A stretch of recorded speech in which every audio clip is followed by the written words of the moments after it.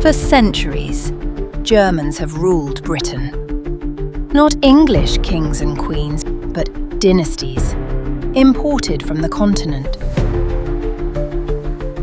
The House of Windsor, the very heart of British tradition, is in fact a rebranded German family.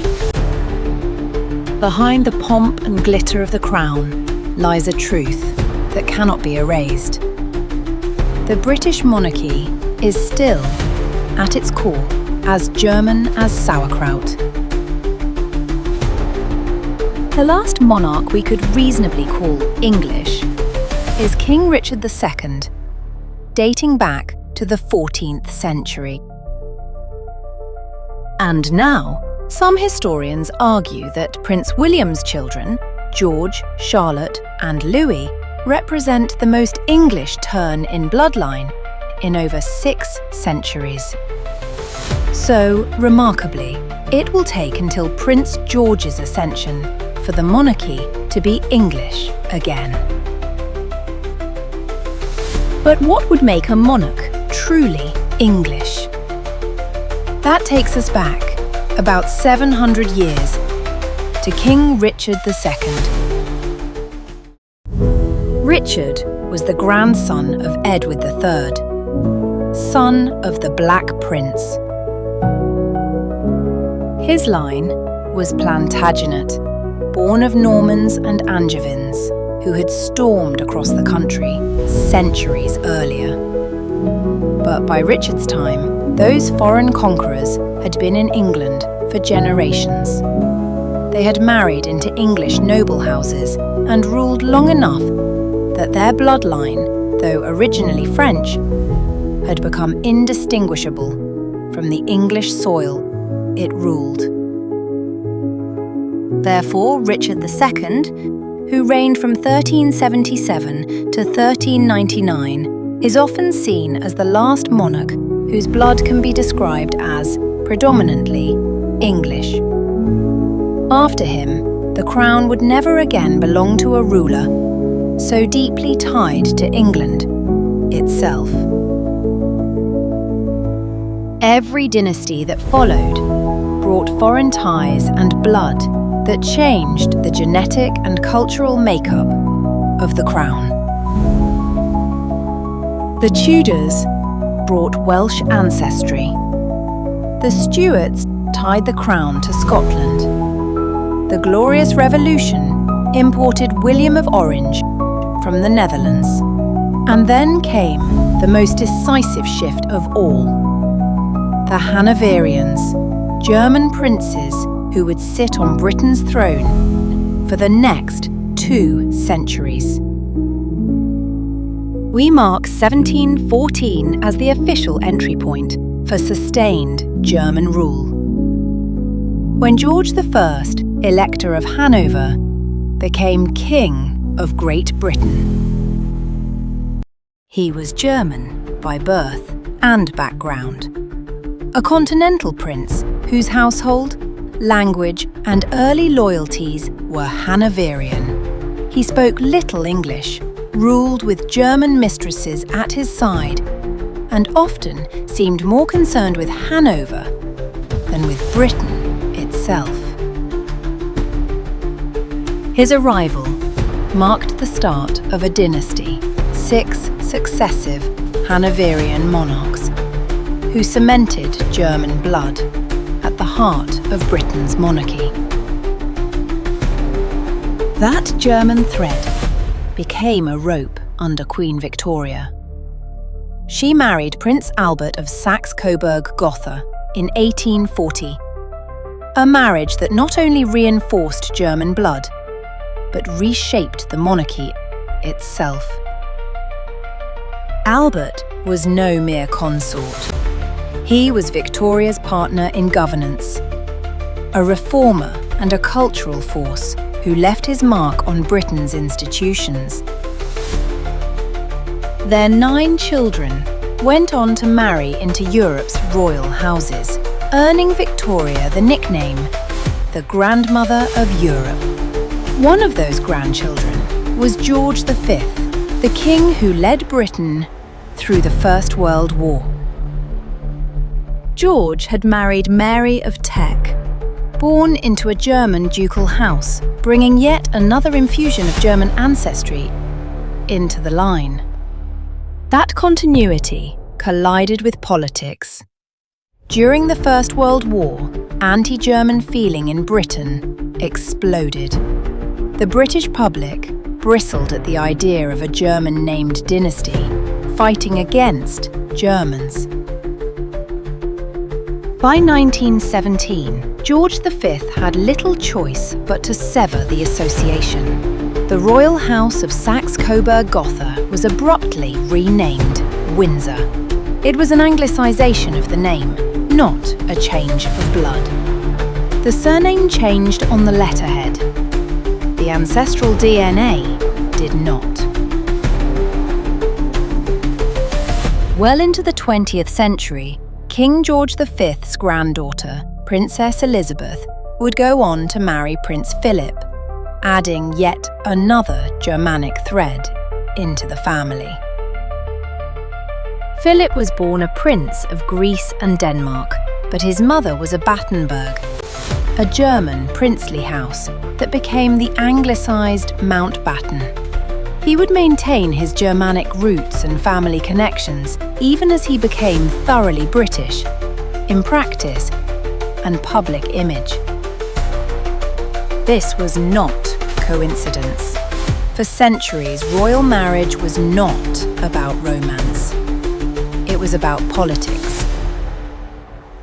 Marriages were alliances, treaties signed with rings and bloodlines. And in the game of European power, the German states provided an endless supply of Protestant princes and princesses. The British crown drew from that pool again and again. Only in the late 20th century did that pattern begin to break. Heirs started marrying within Britain's aristocracy, or even the English middle classes, not exclusively foreign dynasts. Charles married Lady Diana Spencer, an English aristocrat. From a family older than most dynasties in Europe, she injected a very English strain into the Windsor bloodline. Their son William continued that shift when he married Catherine Middleton, a woman of solidly English middle-class ancestry, with no continental dynastic ties at all. And so, we arrive at the present generation. Prince William still carries the long Germanic thread from the Windsors, but Catherine's English background swings the balance. Their eldest son, Prince George, will be the first heir in centuries whose blood is overwhelmingly English, not pure by medieval standards, but by proportion more English than any monarch since Richard II. But if George's blood is the most English in centuries, how did Britain come to crown a German in the first place? By the end of the 17th century, Britain was a kingdom, on edge. The English Reformation had left scars that were still raw. And the nation's greatest fear was not invasion or famine. It was the return of a Catholic monarch to the throne. Religion and politics were no longer separate. Protestantism was not just faith. It was identity, law, and survival. The Glorious Revolution of 1688 and 1689 had forced King James II, a Catholic, into exile, replacing him with his Protestant daughter, Mary II, and her husband, William of Orange. That moment enshrined Protestant succession as the cornerstone of Britain's monarchy. But the victory of Protestantism came with a dilemma. Mary died, childless. Her sister Anne became queen in 1702, but tragedy also followed her. She endured 17 pregnancies and buried every child. By 1714, Anne was left with no surviving heir, and that posed a dangerous question. Who would inherit the throne? To answer, Parliament had already acted. In 1701, the Act of Settlement declared that only Protestants could inherit the English crown. This deliberately bypassed dozens of Catholic claimants with stronger blood rights. Chief among them was James Edward Stuart, the so-called Old Pretender, and son of the exiled King James II. Instead, Parliament looked to a German duchy nearly 700 miles away. The Act named Sophia of Hanover, granddaughter of James I and her Protestant descendants, as the next in line. But fate intervened. Sophia died in June 1714, just weeks before Queen Anne herself passed away. That left her son, George Louis, Elector of Hanover, as the nearest Protestant relative. George was no Englishman, born on May 28, 1660, in Osnabrück, Hanover.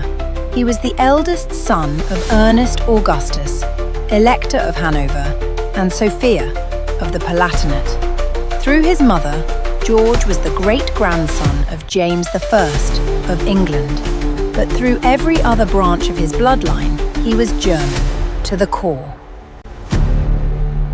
In 1862, he married his cousin, Sophia Dorothea of Celle, producing 2 children. The marriage, however, was a scandal.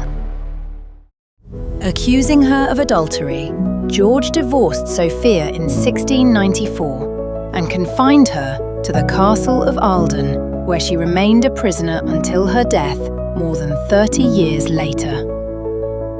The shadow of this cruelty would follow him to England. By 1698, George had succeeded his father as Elector of Hanover, a German prince with strong military credentials. During the War of the Spanish Succession, he fought against the French, earning respect among Britain's Whig politicians. But to the Tories, who still eyed the exiled Stuarts, he was a foreign interloper. When Queen Anne died childless in August 1714, the Whigs acted quickly. Fearing a Jacobite restoration under the Catholic Pretender, they moved to secure the throne for George of Hanover.